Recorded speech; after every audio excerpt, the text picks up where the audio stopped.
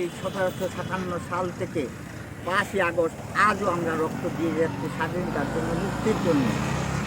কিন্তু প্রকৃতপক্ষে আজ আমরা কোনো স্বাধীনতা পাই না। সে প্রসঙ্গে একটি ছড়াটির নাম হচ্ছে আজও বাংলা পলাশী। চেতহীন চেতনা, গণহীন তন্ত্র, জ্ঞানশূন্য নেতা, শৃঙ্খলিত স্বাধীনতা চায় না জাতি আর। রাজনীতির মাঠ গাবতলির হাট, মুখোশ পরা রাজনীতির মাঠ গাবতলির হাট, মুখোশ পরা আফ্রিকার হিংস্র মাংসাশী জানোয়ার।